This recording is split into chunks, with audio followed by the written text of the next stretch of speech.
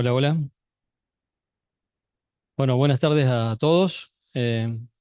Bueno, acá en estas ideas y vistas los últimos cambios que ha habido a nivel de impuesto a las ganancias, bienes personales y blanqueo, desde APSE hemos visto la necesidad y a través de algunas consultas que nos han llegado de algunos afiliados de tal vez evacuar algunas consultas y ponernos un poquito en el tema.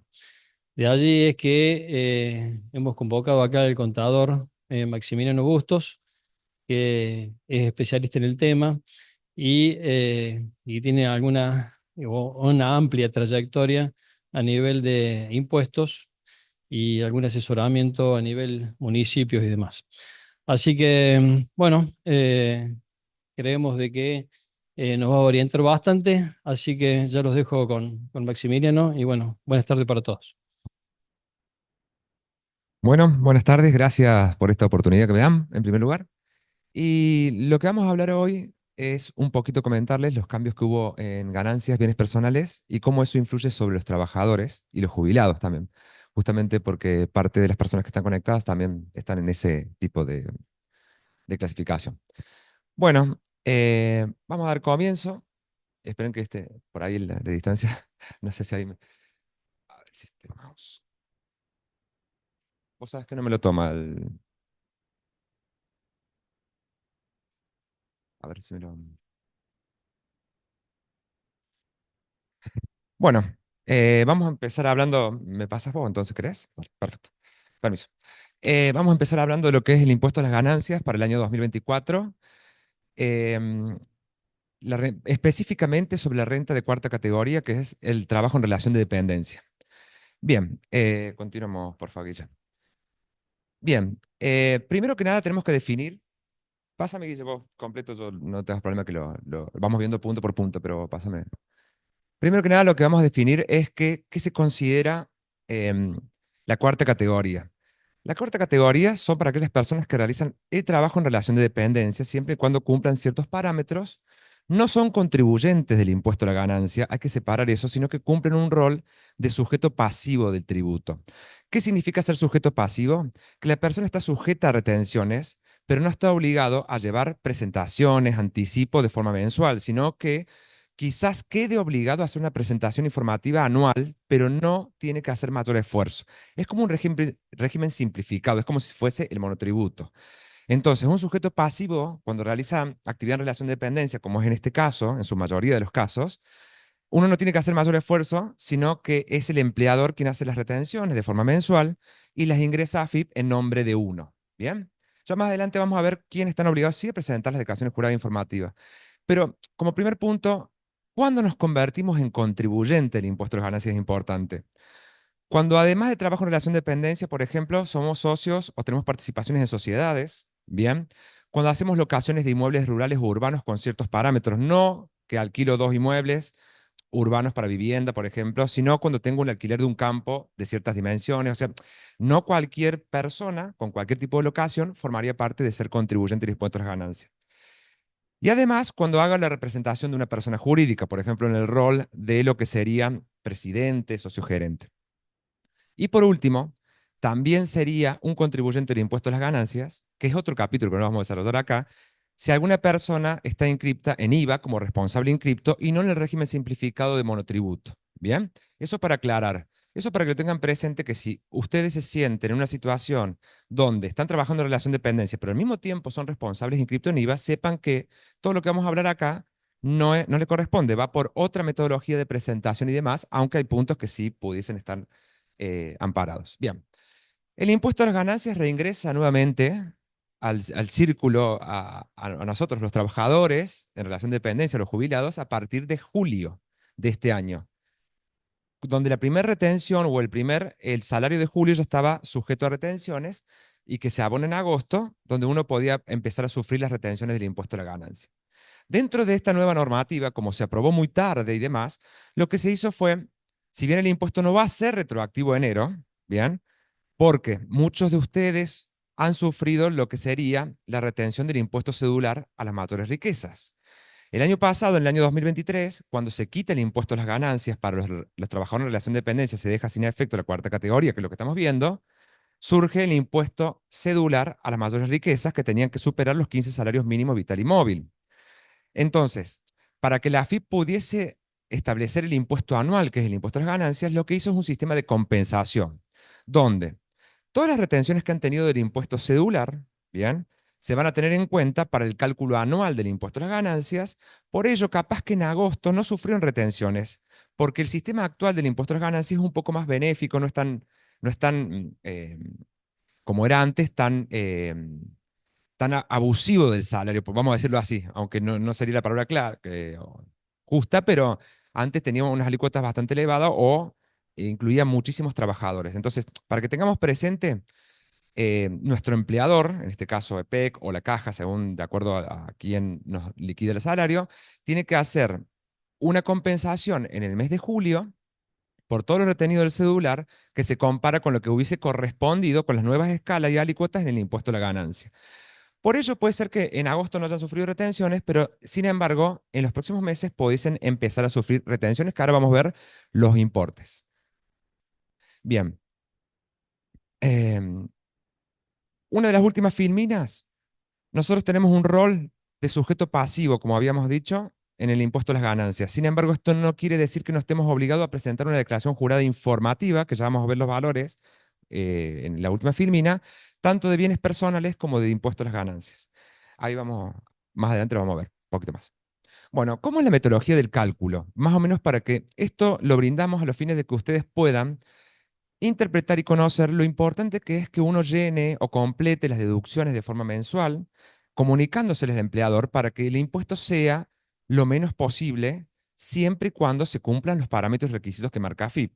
Tener presente eso, porque hoy por hoy AFIP, cuando uno carga sus deducciones, que deducciones ya la vamos a ver puntualmente, tiene que tener presente que el mismo sistema limita la carga cuando no corresponden. Por ejemplo, si yo quiero cargar un hijo, ese hijo para yo poder cargarlo, tiene que cumplir con los requisitos. De no cumplir, AFIP me niega la carga porque ya no cumple con las especificaciones. Antes, hace muchos años, cuando el formulario era manual, mucha gente solía poner cosas que no cumplían con los requisitos y se tomaban de igual forma. Eso ya actualmente, con los controles que hace AFIP, lamentablemente, no lamentable, lo que corresponde no se hace más, pero por las dudas aclaro. Bien, vamos a poner como ejemplo un salario bruto mensual de 3.500.000. Ahí conversando con Rubén me comentaba que los empleados de EPEC tienen un régimen de retenciones en cuanto a lo que es la obra social y la jubilación aproximadamente entre el 23 y el 25%. Entonces, la ganancia o el salario bruto que tenemos nosotros de 3.500.000 se le tienen que restar estos aportes de ley que aproximadamente son 875.000 pesos. Estamos hablando de un salario promedio, ¿no? Luego, hay una deducción que a todo trabajador le corresponde, que es de nivel general y que tiene un monto específico para todo el año, y en este caso es 257.000 pesos. Y luego tenemos la ganancia sujeto al impuesto. ¿Qué es esto? 2.377.000 es la ganancia que queda sujeta al impuesto si estamos hablando de un trabajador que es soltero, que no carga ninguna deducción y tampoco lo hace de forma mensual. Por ahí todos tenemos alguna deducción que cargar. Lo que sucede es que hay deducciones que son más importantes y otras no tanto. Lamentablemente, si hoy existe un trabajador que es soltero o casado, pero trabaja, el conviviente o el cónyuge trabaja en relación de dependencia también, sepamos que el impuesto realmente vamos a ver una retención importante en el salario, ¿no? Bueno, entonces, para continuar con esto, por ejemplo, hablando de una persona que no tiene ningún tipo de deducción para hacer, ese nivel de salario que nos queda sujeto al impuesto de 2.300.000 termina generando una retención mensual de 303.000 pesos porque se aplica esta escala del artículo 94 de la Ley de Impuesto a la Ganancia, donde hay un fijo y un porcentaje sobre el excedente. Esta persona caería, por ejemplo, ahí en el que estamos viendo en el quinto lugar por el nivel de salario y estaría contribuyendo al Fisco Nacional con 303.000 pesos mensuales. Bien, ahora, esta escala está en la normativa que a partir del año 2025 se actualice semestralmente. Pero hay una excepción para el mes de septiembre de este año que se va a actualizar según los valores de inflación de junio, de julio, julio y agosto. Bien, se tiene en cuenta más o menos estamos hablando de que una inflación mensual de 5%, entonces esas escalas se van a aumentar aproximadamente en un 15%.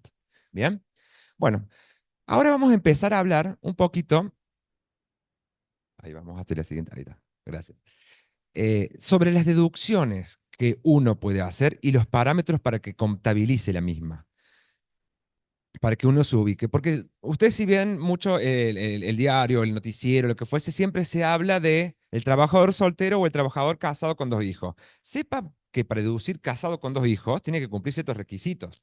Y es muy probable que hoy, por ejemplo, el casado ya no se pueda tomar como deducción a la esposa, salvo que la persona sea ama de casa o el marido no trabaje o lo que fuese. Bien, es como medio difícil que hoy se pueda deducir uno al cónyuge o al conviviente. También se considera conviviente, ¿a qué voy? Si uno está en una relación conyugal de convivencia, vendría a ser según el Código Civil, que ya tiene más de 2 años y están viviendo juntos, también se le podría deducir. Obviamente, primero tiene que pasar por el ANSES, declarar al conviviente y luego ya AFIP la habilitaría. Bueno, esto es un poquito para que ustedes tengan presente, según ese salario bruto que nos quedó, si yo voy aplicando diferentes deducciones, ¿cómo voy reduciendo lo que sería el impuesto a las ganancias? Si yo tengo un cónyuge conviviente que no trabaja en relación de dependencia, ni es monotributista, o siéndolo monotributista, no gana al año más de 2.900.000 pesos, yo puedo deducir mensualmente 242.000 pesos de la ganancia grabada, no del impuesto. Bien, no influye esto directamente en el impuesto. Recuerden que en la filmina anterior habíamos visto que la ganancia grabada era 2.300.000 aproximadamente, que eso nos daba un impuesto de 300. Entonces, ¿cómo reduzco yo esa ganancia grabada? Bueno, si declaro un cónyuge de 2.300.000, ya la voy reduciendo casi a 2 millones porque mi cónyuge no trabaja o siendo monotributista no gana más que... Recuerden que la categoría A, por ejemplo, el monotributo, el tope A máximo para ser categoría A son 6 millones de pesos. Entonces, prácticamente, si una persona que es conviviente o cónyuge nuestro, ya queda prácticamente afuera de la deducción. Es muy difícil. Tiene que realmente no trabajar para poder deducirla. Bien, los hijos. Los hijos para poder tomarse como deducción tienen que ser menores de 18 años. Bien.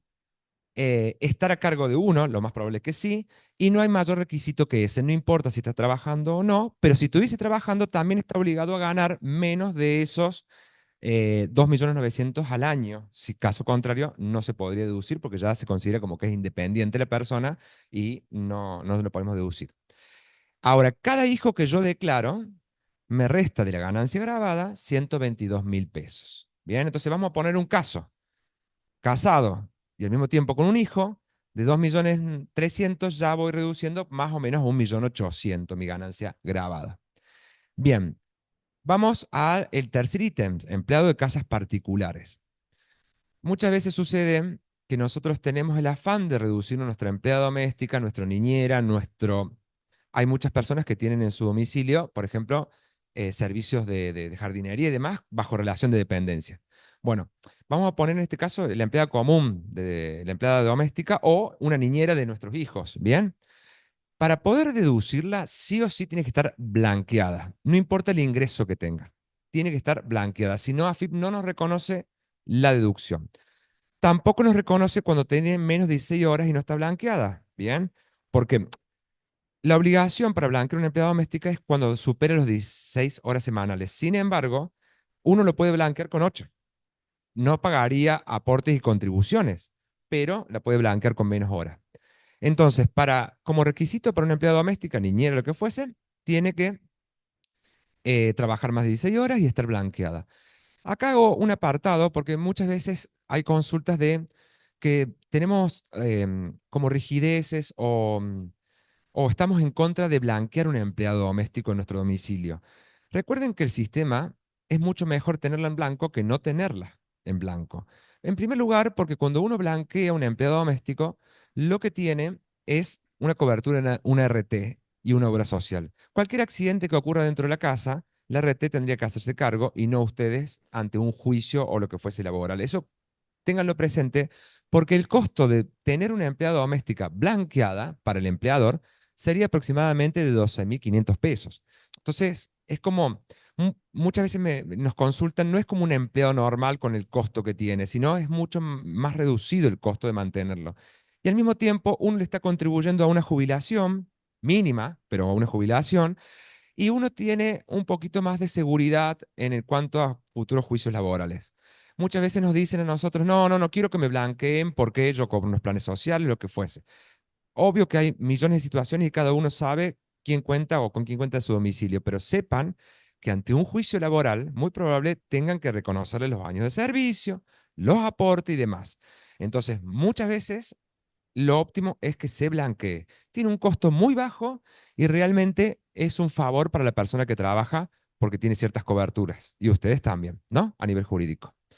Bueno, luego también, ahí, por ejemplo, una empleada doméstica solo resta de la ganancia grabada a nivel mensual 90.000 pesos. ¿A qué voy con esto? Mucha gente está asimilada con el formulario que está en AFIP para cargar las deducciones y muchas veces cargamos monto de más o montos que están o los referenciales, pero sepan que siempre hay topes, siempre hay límites, como que uno pudiese cargar un montón de cosas, pero siempre hay un tope que rige que, por ejemplo, en el último año, en el 2023, se habilitó lo que es la ropa laboral o lo que son los gastos, cuando estuvo la pandemia, los gastos del hogar para la mantención del trabajo, como era cable, perdón, teléfono, internet y lo que fuese. Y la gente metía factura o metía factura de escritorio que había comprado, de televisor y de computadora. Para ellos siempre hay un tope y ese tope realmente eh, uno podía cargar un montón de cosas, pero realmente no lo podía, a nivel anual ya estaba restringido. Bien, entonces la empleada doméstica resta de la ganancia grabada aproximadamente 90.780 pesos. Bien, continuando con otra deducción que se puede hacer uno habitualmente es lo que paga por una prepaga o la obra social por fuera.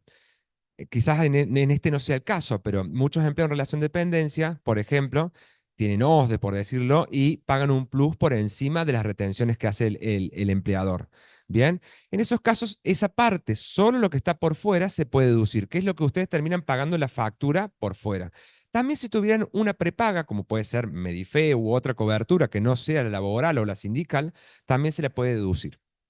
Bien, otro punto que se puede deducir y se puede tomar hasta el 40%, pero a nivel anual, es los gastos médicos que tengan. Yo me quiero operar con tal médico, me hace una factura, la tomo, bien.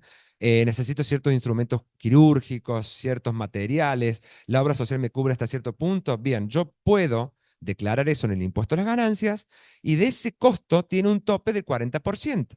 Sin embargo, luego tiene otro tope donde por más que sea el 40%, vamos a suponer, yo me tengo que operar con unos elementos quirúrgicos y demás, y me terminan costando 2 millones de pesos, y el 40% de 2 millones de pesos son 800.000 pesos, pero esos 800.000 pesos tienen el límite que no pueden superar para el impuesto a la ganancia hasta el 5% del ingreso neto anual.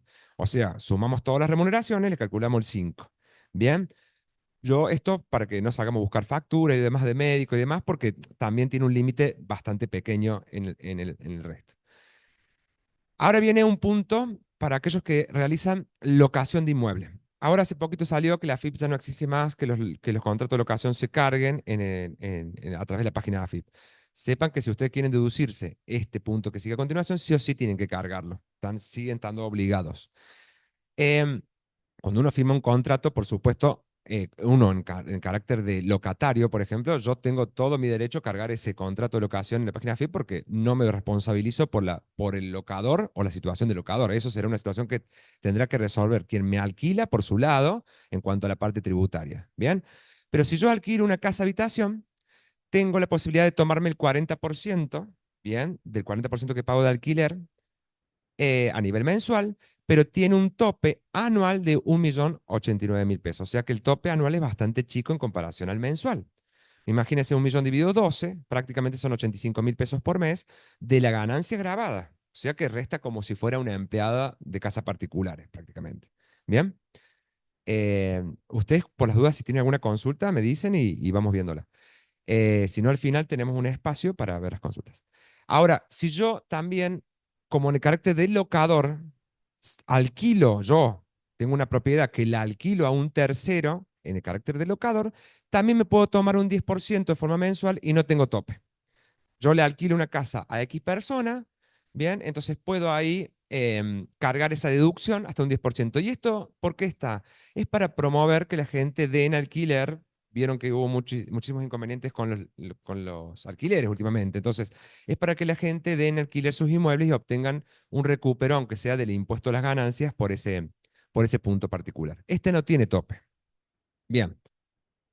Gastos de servicios e insumos de educación. Solo para hijos o cargas de familia hasta 24 años. Solamente para ellos hasta 24 años. Si es mayor de 18, tiene que tener una carrera universitaria de validez oficial o terciaria, ¿no? Pero tiene que tener, el instituto tiene que estar dado de alta en lo que sería el Ministerio de Educación de la Nación. Y si yo realizo gasto en insumos o lo que fuese, también me puedo tomar hasta un 40% de ese gasto. Bien, yo puedo cargar todas las facturas. Después AFIP por sí sola me hace, en realidad el empleador cuando recibe nuestra declaración jurada mensual que presento ahí vía la página de AFIP, nuestro empleador ya sabe que los topes los aplica a AFIP y no puedo tomarme más que eso. Puedo tomarme hasta un 40% de ese gasto con un tope de 1.089.000 pesos a nivel anual de ese gasto de educación. O sea, las cuotas de colegios privados, gasté en ropa para el colegio, pido factura, mochilas y demás, yo puedo cargarlo y de esa forma me reduce un poco lo que sería el impuesto a las ganancias. Y luego hay tres deducciones que han quedado medias viejas en cuanto a las actualizaciones y en cuanto a la metodología.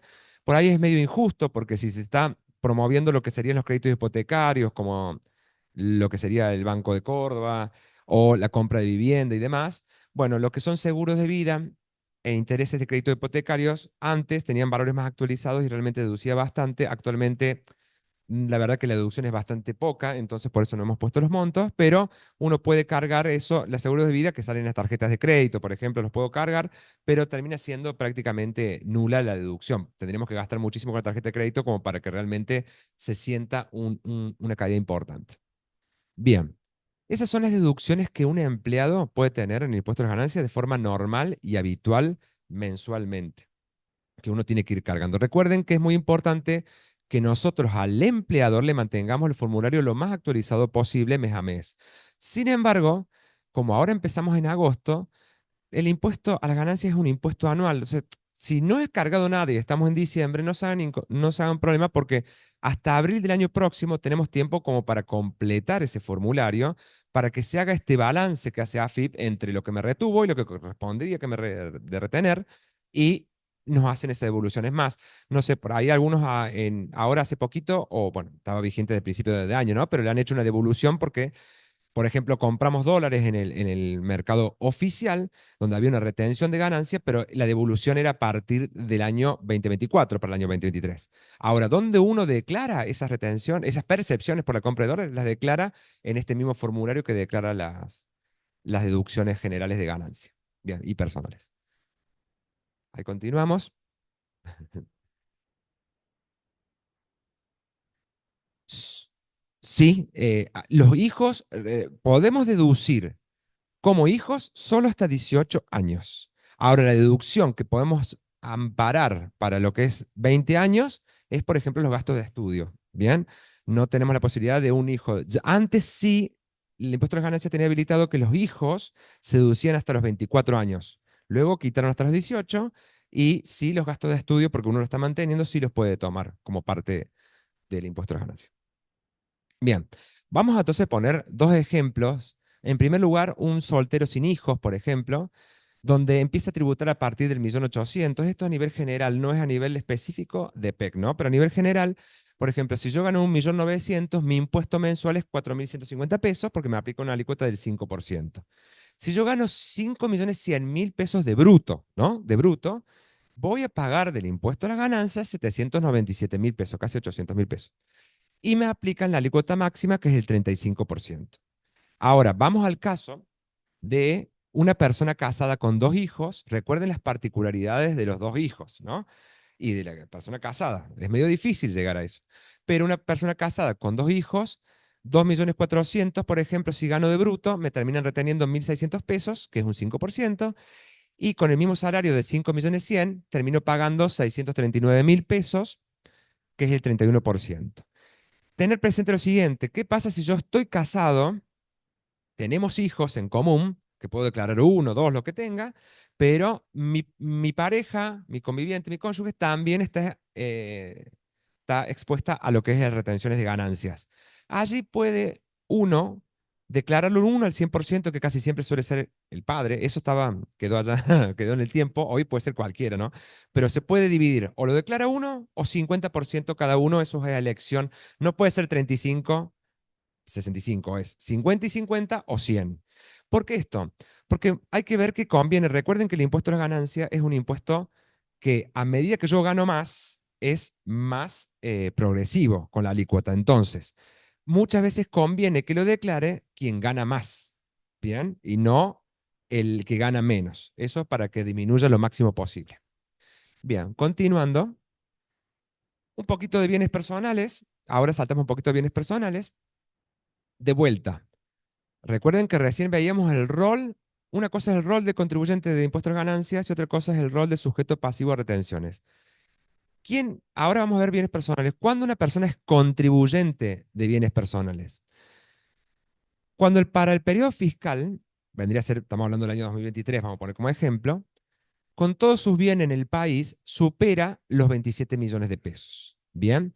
O sea, cuando yo tengo la obligación de ser contribuyente, que no es lo mismo que presentar la declaración jurada informativa, que ya la vamos a ver al final, ¿no? Sino, yo soy contribuyente y estoy obligado a inscribirme como bienes personales y presentar la declaración jurada cuando supero los 27 millones de pesos.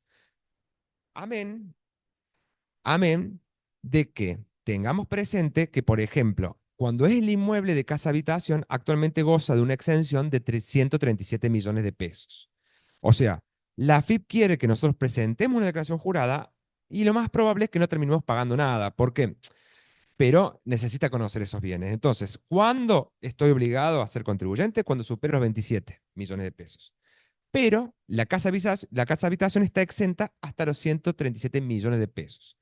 Recuerden también, y esto lo pongo, que las propiedades se evalúan según la base imponible provincial, porque muchas veces nosotros decimos, bueno, pero yo lo supero, porque yo tengo una propiedad de $75.000, $100.000 o lo que fuese, fácilmente lo supero. No, porque las evaluaciones fiscales son bastante menores al valor del mercado, ténganlo presente. Entonces es muy difícil juntar 27, bueno, depende de cada caso, ¿no?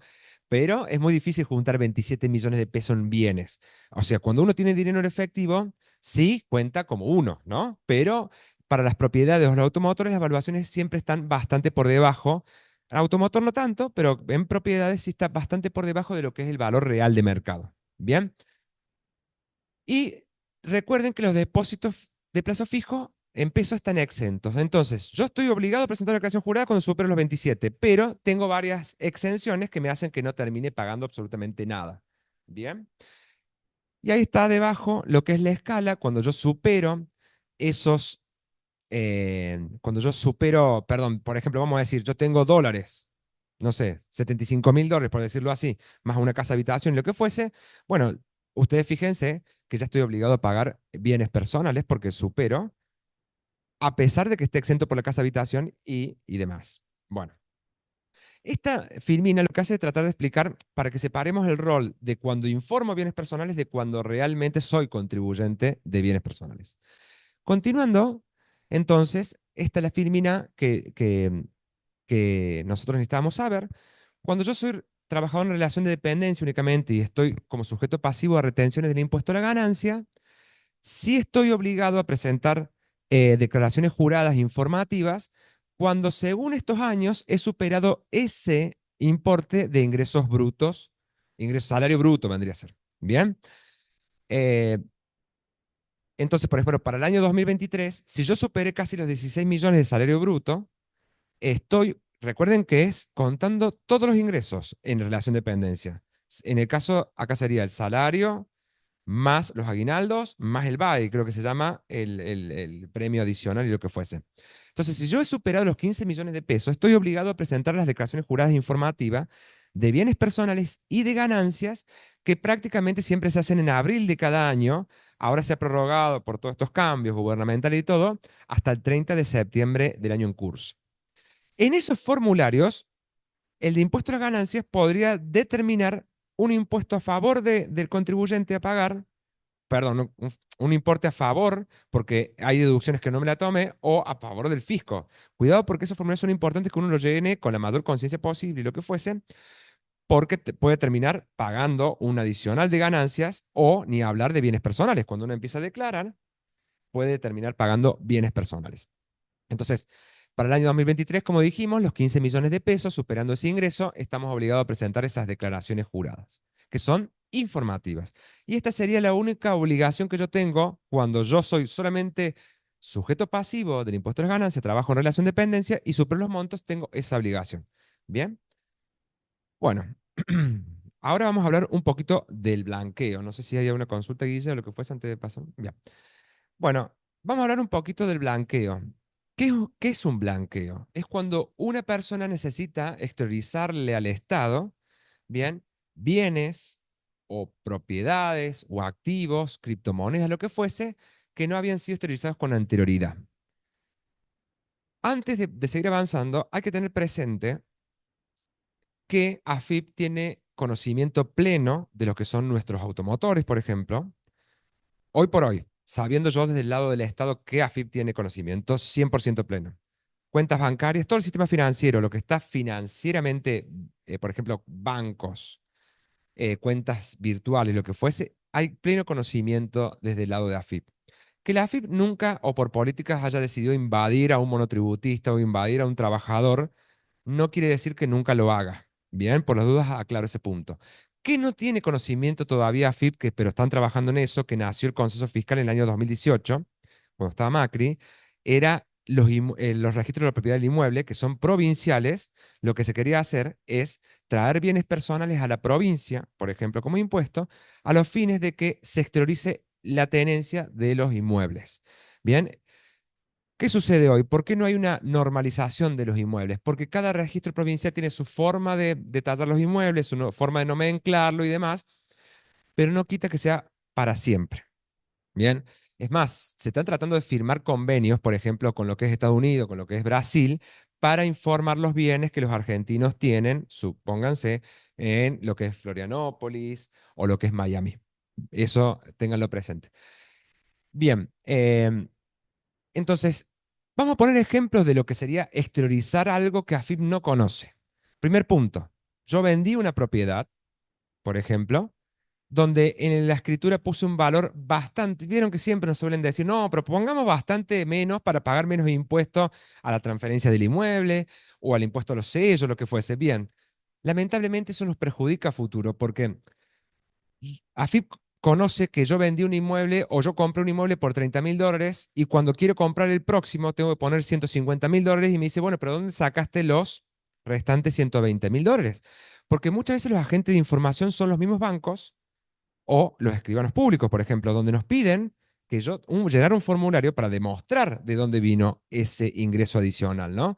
Y uno puede decir, bueno, con el trabajo de relación de dependencia, perfecto. La realidad es que hoy por hoy y históricamente no se ha perseguido tanto a la persona física, al ciudadano en general, pero eso no quita que en un futuro esas cosas se suspendan o se decida ir un poco más allá, ¿no? También uno tiene que tratar de no ser tan grotesco en cuanto a esas situaciones. No puedo pasar de tener un patrimonio declarado de $30.000 a decir, ahora tengo 250, porque esa es la parte que realmente salta a la luz muy fácilmente, ¿no? Bien. Ingresos por actividades comerciales o de servicio no declaradas ni inscritas. O sea, yo no facturé. Yo soy, no sé, vamos a suponer un caso, tengo, no vamos a decir un negocio chico, pero tengo, no sé, un negocio medianamente grande donde se factura bastante y nunca lo habilité, nunca hice la inscripción necesaria, nunca facturé. Entonces, ahí hay un montón de ingresos que el Estado no tiene conocimiento de cómo lo obtuviste. Bien. Otro punto para tener presente, la tenencia de dólares por adquisición en el mercado no oficial u oficial de cambio. Ya le explico un poquito más.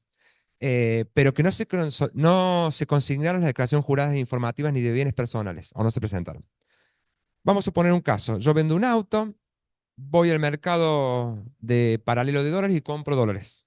Bien.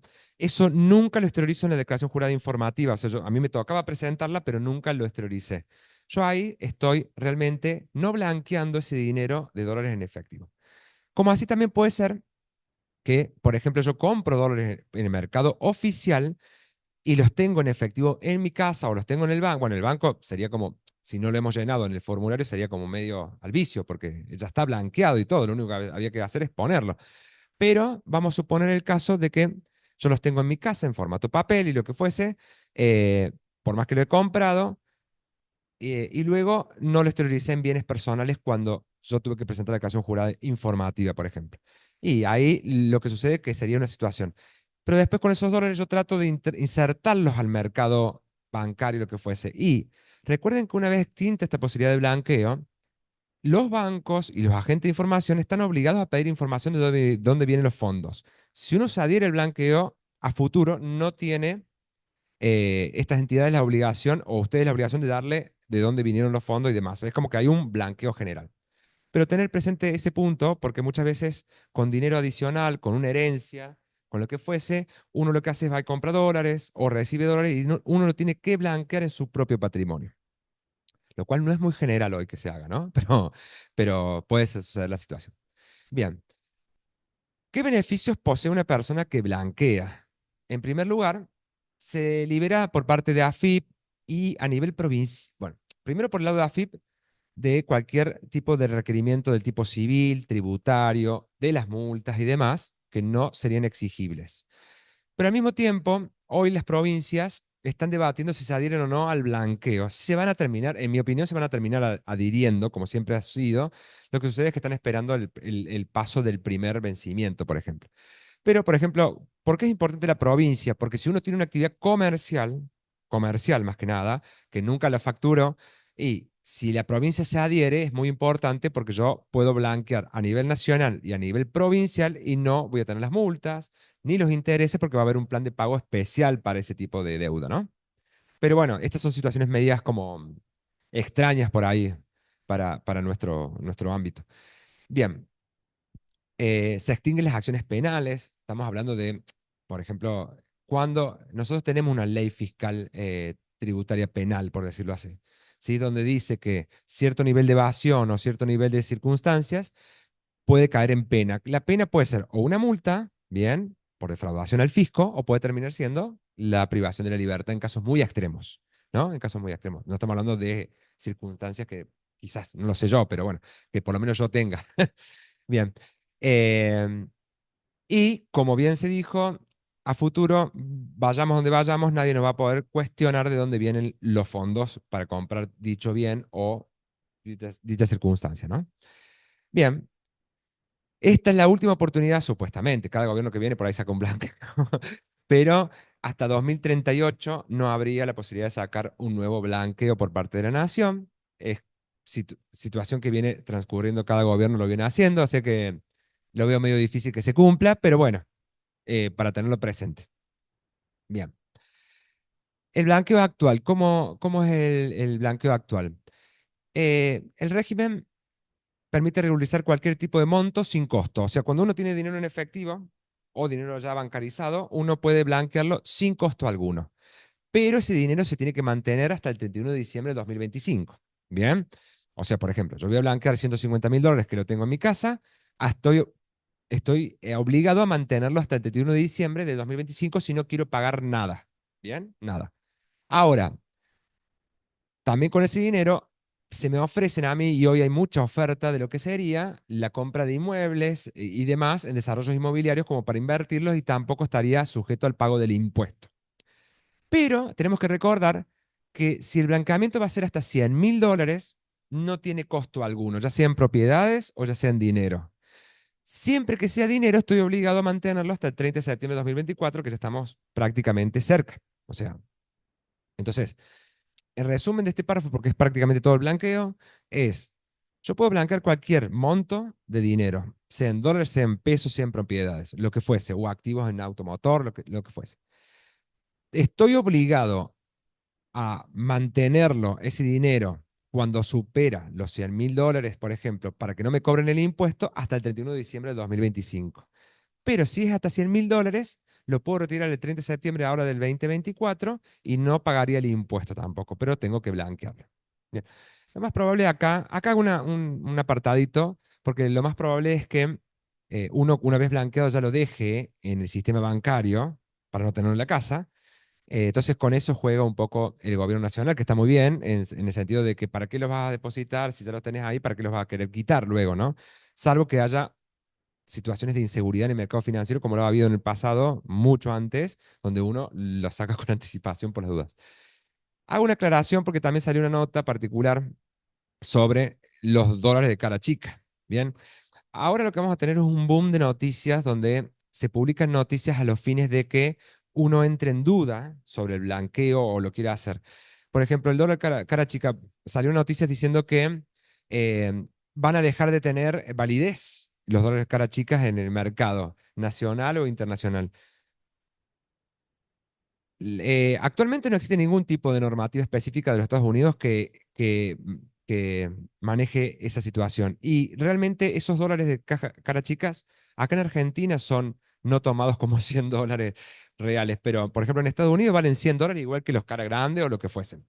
A lo que voy con esto, cuidado porque ese boom de noticias lo que hace que uno por ahí esté como, che, yo tengo dólares cara chica y no vaya a ser que me quede, si esos dólares no valgan más, porque lo que está buscando el Estado es que uno vaya y blanquee y los deposite. Todo pasa por lo que uno quiere hacer y lo que corresponde hacer para estar más tranquilo, pero sepan que realmente el dólar de cara chica no va a perder su valor. Si uno lo deposita en cualquier momento en el banco, bien, siempre van a valer $100. Justamente la noticia que salía es que el Banco Central te lo iba a cambiar con el Fed, que vendría a ser el Banco Central de Estados Unidos, y al tiempo te iban a devolver los caras grandes. En realidad es el blanqueo que el 30 de septiembre te van a devolver los caras grandes o cuando vos los quieres retirar y demás. Bueno, además hay un beneficio adicional para aquellos que quieran blanquear, que pueden pagar, adelantar el impuesto a bienes personales a los valores actuales congelados con la alícuota del 0,45 y de esa forma obtienen un buen rédito a nivel impositivo por bienes personales en los próximos 3 años. Entonces, tienen la posibilidad de hacer ese pago adelantado y esa presentación, lo cual a uno le beneficiaría en cuanto al monto a pagar. Bien. Eh, gracias, Guillermo. Bueno, esta se ve medio chiquitita, pero el blanqueo dispone de 3 etapas. La primera etapa es desde el 18 de julio, que ya empezó de este año, hasta el 30 de septiembre del 2024, inclusive, que ahí es donde tiene que entrar el blanqueo del dinero, más que nada, porque ahí está exento 100%. A pesar de que está exento en las 3 etapas hasta los $100.000, bien, uno lo puede retirar el 30 de septiembre el dinero si lo quisiera retirar del banco o hacer uso del dinero a partir del 30 de septiembre desde el banco, ya lo puede hacer. Recuerden que en cualquiera de las etapas, hasta los $100.000 está exento. Porque si uno supera los $100.000 en la etapa uno, o sea, el Estado te beneficia mientras antes blanquees, más beneficio te va a dar. Si vos blanqueas más de 50, de $100.000 en cualquiera de las 3 etapas, si es en la etapa uno te va a cobrar un impuesto, que ese impuesto es como un impuesto integrador de todo lo que fue bienes personales y ganancias, declaraciones juradas y demás que no hiciste antes, te lo cobra como en ese momento, es del 5%.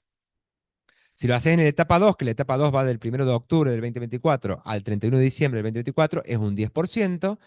Y si lo haces en la etapa 3, que es desde el 1 de enero del 2025 a el 31 de marzo del 2025, es un 15%. Entonces, ya, por ahí muchas veces la decisión es mejor tomarla antes para que si vamos a superar los $100.000, tengamos un menor impuesto posible y lo que fuese. Bien. em, ¿Cómo es el procedimiento? El procedimiento es muy sencillo. Uno primero tiene que hacer una mera adhesión al régimen, ¿bien? eh, donde lo que tiene que hacer en esa adhesión es, bueno, yo voy a blanquear. ¿Cuánto voy a blanquear? Bueno, voy a blanquear $70.000. Entonces, se abre una cuenta comitente o una cuenta especial en el banco donde se depositan los $70.000 dentro de la etapa uno. Se deja en esa cuenta para que el Banco Central tenga conocimiento. Estoy obligado a hacer el pago adelantado del 5% ese, pero en una cierta proporción, no en el todo, pero acordemos que hasta $100.000 está exento. Luego, tengo que presentar la declaración jurada cuando termina el proceso, que sería el 30 de noviembre del 2024. Ahí tengo la obligación de presentar la declaración jurada.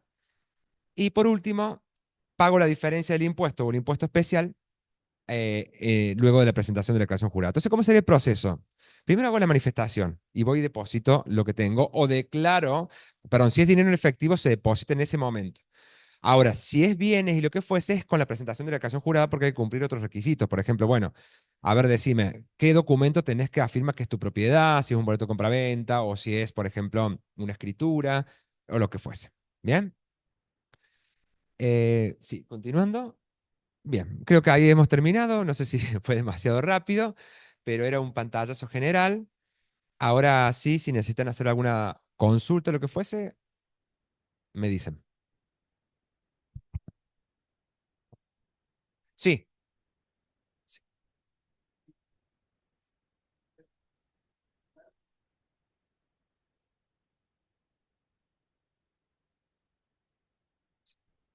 Mm,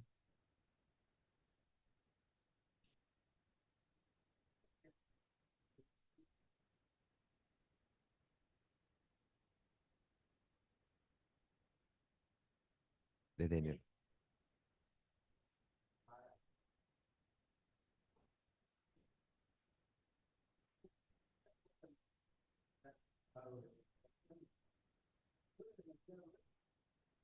Nada. Ujú.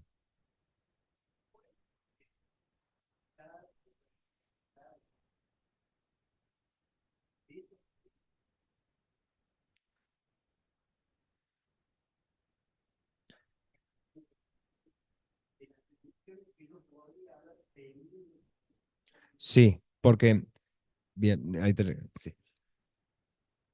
Comento la pregunta por las dudas que no se haya escuchado. Es así.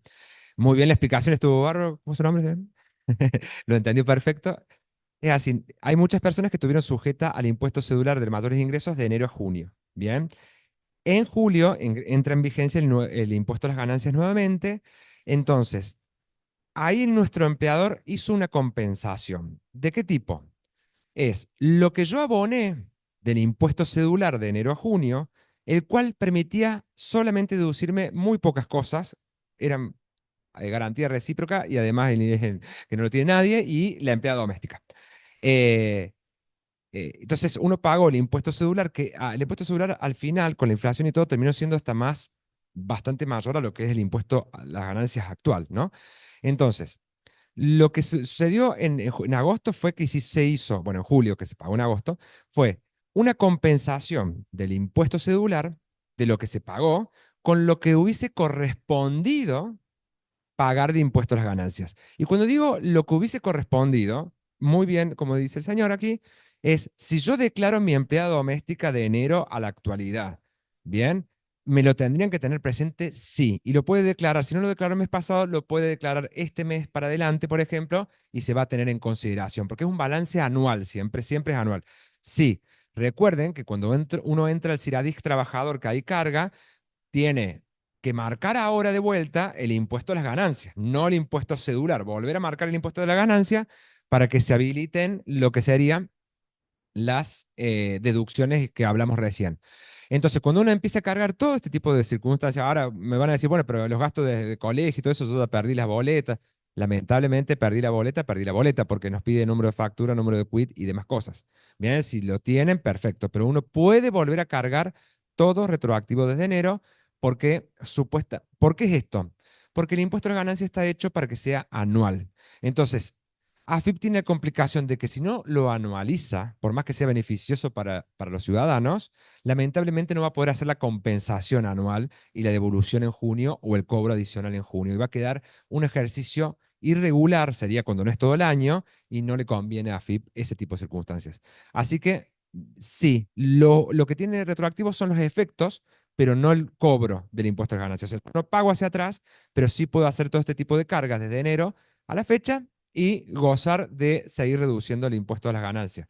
Sería buenísimo que lo hagan porque eso lo que permitiría es que en el mes de agosto o de septiembre uno no se vea ya pagando el impuesto a las ganancias por ahí por un monto tan elevado, sino que sea compensado en lo máximo que pueda hacer. Bueno, gracias. ¿Puedo hacer una pregunta?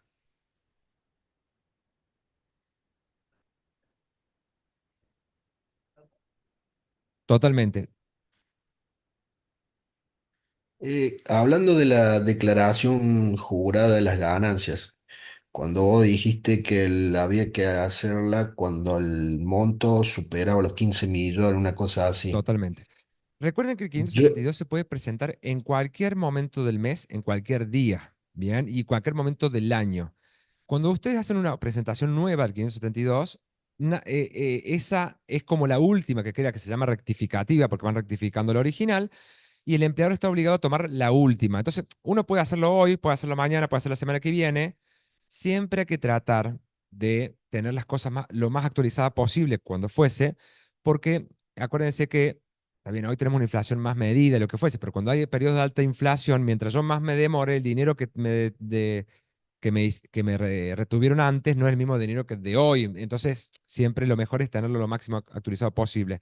Es más, por ahí mucha gente lo que hace es esperar. Ahí veníamos que el vencimiento, por ejemplo, de la declaración jurada informativa, o este año también se trasladó el 572 del 2023 durante hasta junio. Y hay gente que lo tiene actualizado el 1 de enero de cada, o sea, ya el 1 de enero de cada año ya lo tiene terminado, que sería lo correcto o lo más correcto, aunque uno se puede tomar más tiempo, ¿no?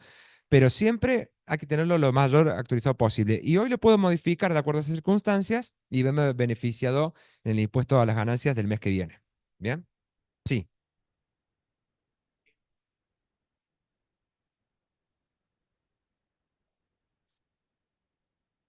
quedó ahí.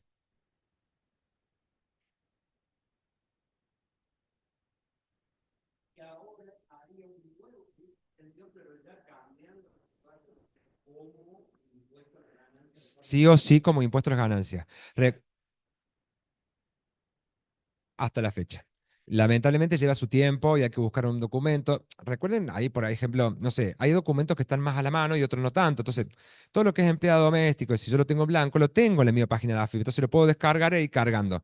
Ahora, che, yo no sé dónde habré dejado las facturas. Bueno, cargo la empleada doméstica, aunque fuese, el empleado de casas particulares, y luego cuando voy juntando las otras facturas, voy cargando el resto para que la otra circunstancia no me demore esto. Recuerden que cada empleador es distinto. Cada empleador puede leer los formularios en momentos de tiempos diferentes. Es más, muchas veces se le suele decir que hasta el 10 lo presente como máximo para tener tiempo para liquidar los sueldos para el mes que viene. Pero hay empleadores que pueden esperar hasta el 30 o hasta el 25, dependiendo cuándo liquiden los sueldos. Entonces, si yo me demoro, lo que voy a generar es capaz que no vea ese resultado este mes, sino que lo vea el mes próximo. Y es anualizado, así que en el momento, mientras yo cargue todo lo que tengo, anualmente voy a tener ese beneficio. Será en diciembre que no me retendrán nada o lo que fuese, pero mientras antes mejor. Sí. Bien, en el mismo página de AFIP, las deducciones. En la misma página de AFIP, el sistema que sirve para presentar el 572 web, que se llama así, se llama Ciradix Trabajador. Cuando uno ingresa, llena el formulario, no es tan complejo, es más, la AFIP mismo te va guiando y lo demás, pero ahí tiene un botoncito que es ver formularios presentados y tiene que entrar a la anualidad 2024. Cuando nuestro empleador lo lee, figura fecha de lectura al lado de fecha de presentación. Entonces ya sabemos que ha leído el último formulario. Ahora, ¿qué puede suceder? El cálculo del impuesto a las ganancias y las deducciones mensuales y lo demás es como que es complejo de hacer. Entonces, uno puede tener la inseguridad o la incertidumbre de si me han retenido bien o me han retenido mal. Y eso será una respuesta que uno le puede hacer al empleador y el empleador le dará las explicaciones necesarias para que pueda saber si le hicieron bien o le hicieron mal. Por otro lado, recuerden que AFIP también tiene el monto de ingreso que han tenido ustedes como personas, tanto jubilados como relación de dependencia. ¿Por qué? Porque las declaraciones juradas informativas, que no se están exigiendo a nivel ciudadano, la AFIP no sale a decir, usted tiene que presentar la declaración jurada informativa, pero la información está en mis aportes. Hay un servicio que se llama Mis Aportes, donde uno ingresa y ahí está la caja o EPEC, el salario mensual bruto que ha declarado para cada uno de ustedes. Entonces uno puede hacer una anualización del año que quiera y revisar si supera los montos para ver si le corresponde presentar la declaración jurada informativa de bienes personales y ganancias. Por último, recuerden que en lo que es ganancias y bienes personales, más que nada en las informativas, el CIRADIJ uno puede meter la pata y no hay ningún problema. ¿Bien? O tiene limitantes. Está hecho como para que lo haga el trabajador y no tanto por el lado de un contado. Pero en lo que son declaraciones juradas de bienes personales y ganancias, recuerden que el meter la pata puede ser grave, ¿no? No es lo mismo declaré una deducción que no me corresponde, bueno, la quito. AFIP la entiende eso. Bien, uno presenta un descargo, rectifica y AFIP se toma.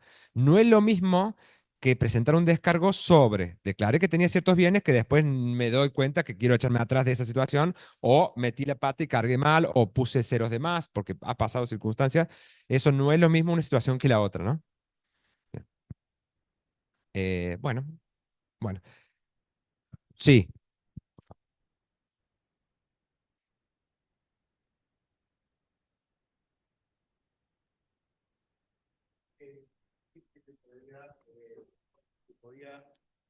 Gracias. Eh, Dijiste que se podía blanquear cualquier bien dentro de lo que es el régimen de regularización. Si es dinero, tiene que ir a una cuenta bancaria. En esa cuenta bancaria que se abre específicamente para ese depósito, ¿tiene algún rendimiento? ¿Funciona como una caja de ahorro? Eso es una primera pregunta. Y la otra, en caso de que ese bien sea, vamos a decir, por ejemplo, un inmueble, ¿alguien verifica que el inmueble, lo que vos declarás, es lo que vale el inmueble? ¿Es la cotización verdadera? Esa es mi pregunta. gracias. En cuanto a la primera, el rendimiento por los dólares no es cero. O sea, cero, porque a nivel, por ejemplo, internacional, la mayoría de los dólares no rinden, sea en plazo fijo o sea a nivel nacional. Lo que sí yo estoy limitado a sacarlo antes de ese plazo, que el primer blanqueo es el 30 de septiembre y luego es la segunda etapa, ¿no? Y la tercera. Tener presente lo siguiente, es una cuenta comitente, sí, sí, no, no rinde. Uno puede comprar un inmueble y sí, el inmueble después venderlo y obtener una ganancia o lo que fuese, sí, por supuesto, ¿no? Pero tener presente lo siguiente. Primero que los dólares no rinden en ningún plazo fijo, lo que fuese, pero sí sufre inflación. En el último año, el dólar sí ha sufrido una mínima inflación, no es como el peso, pero sí lo ha sufrido, rondó el 7%. Entonces, eh, no es que la economía norteamericana no sufre o no tiene vaivenes que no hagan que el dólar sufra, ¿no? Pero sí tuvo una inflación el dólar. Entonces, la pregunta es muy acertada porque si yo dejase 3 o 4 meses los dólares ahí, por ejemplo, sin movilidad, sigo perdiendo plata. Hoy el dólar está teniendo una mínima inflación. No es como el peso, es más seguro que el peso, pero sí está teniendo una inflación. Y en cuanto a la segunda pregunta, siempre todo es declaración jurada. AFIP no va a salir a verificar o cruzar información con, por ejemplo, bueno, no sabría decirte, pero uno declara el bien por el valor que lo tiene. Ahora, tiene instrumentos para argumentar ese bien que está. ¿Qué bienes, primero que nada, se blanquean?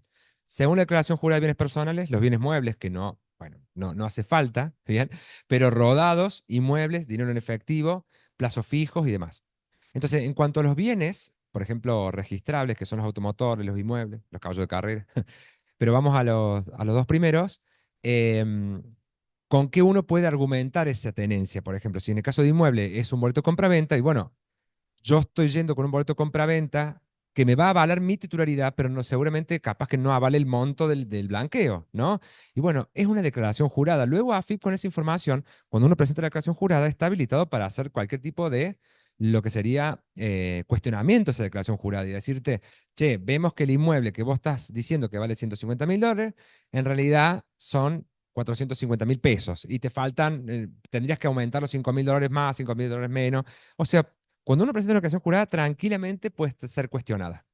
Las probabilidades quizás no sean muchas, dependiendo qué tipo de blanqueo haya o lo que fuese, y depende también de la cantidad de inspectores que AFIP disponga para el blanqueo, ¿no? Porque muchas veces no dispone o cierto monto para arriba o lo que fuese. Esas son decisiones políticas que hace AFIP y demás. Pero bueno, sí puede, todo declaración jurada puede tener cuestionamiento. Bien. ¿Sí?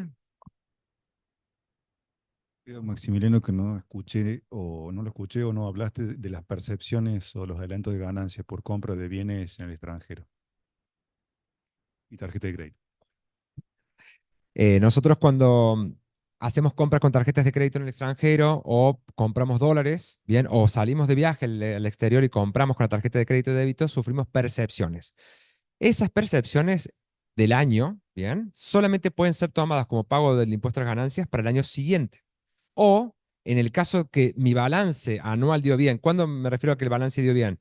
Las deducciones que yo declaré fueron siempre todas correctas y todas bien, y las retenciones del empleador fueron todas en base a ella, mi impuesto a la ganancia a entrar en abril tendría que ser cero, a ingresar en abril del año siguiente. Entonces AFIP está obligada a reconocerme todas esas percepciones que yo tuve por compra de dólares, por compra con tarjeta de crédito desde aquí hacia el exterior o por viaje al exterior, y me las devuelve en abril del año que viene. ¿Bien? Eh, este año, por ejemplo, la devolución, lo único que se retrasó fue el momento de la devolución, la fecha tope para el empleador. Esto no quita que el empleador la pueda hacer desde el 1 de enero hasta la fecha que tiene como tope. ¿Bien? Porque yo muchas veces escuchaba que, che, la devolución nos van a hacer en abril. No, el empleador lo puede hacer en febrero, lo puede hacer en enero, lo puede hacer en cualquier mes. Tiene como fecha tope el mes de abril de cada año para hacer la devolución de esa percepción. Son pagos a cuenta, pero del impuesto del año que viene. ¿Sí?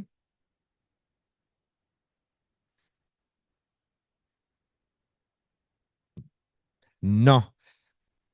No produce ningún efecto, ni la vas a poder declarar tampoco.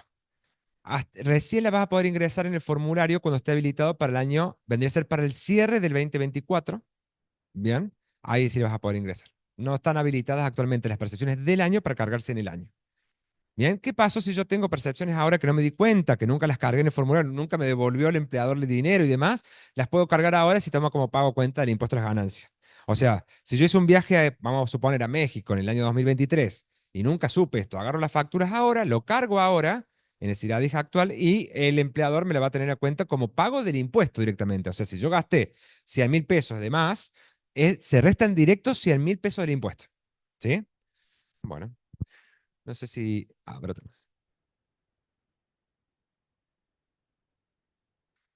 bien.